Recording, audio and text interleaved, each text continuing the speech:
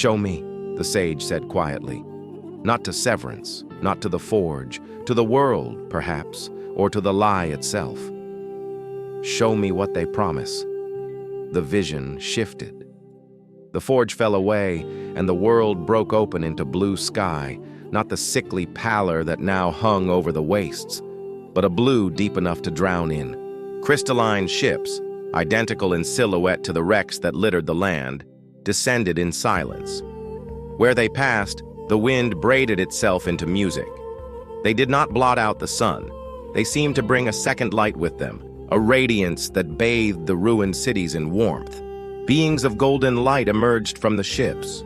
They were tall, their proportions exact, their faces beautiful as carved moons.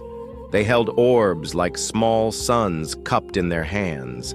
People gathered, ragged, starving, broken people, and lifted their arms. When the beings of light placed those orbs into the hands of the desperate, the lame rose, the blind saw, sores sealed, bones knit, hunger quieted like a dog commanded to heal.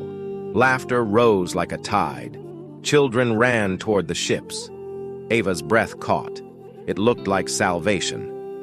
"Thank you," a woman sobbed, kneeling as one of the luminous beings touched her brow. "Thank you." "For your welcome," the being replied in a voice like wind through reeds, and a perfect smile unfolded on its face. The orb's light sank into the woman's chest like rain into parched earth.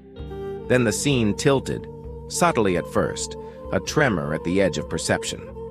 The orb's light did not just heal, it wrote.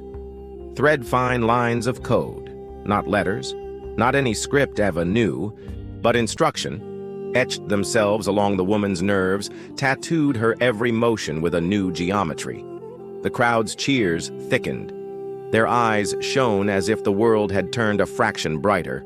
A boy laughed, then stood too still for too long, head canted as if listening to something far away.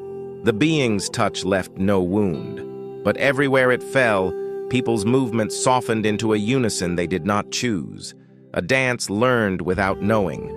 Men who had limped for years walked with matching steps.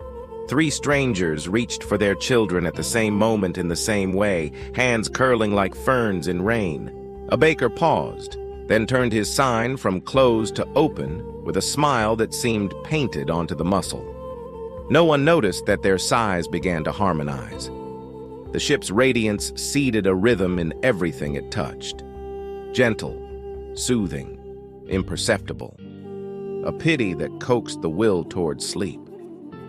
"Beautiful, isn't it?" a voice asked beside the sage. Not golden, not kind, familiar. It might have been his own voice echoing back at him, years younger. It might have been the voice of a colleague in the Eternal's halls, where the sage had once walked and learned and bent his genius toward their purposes.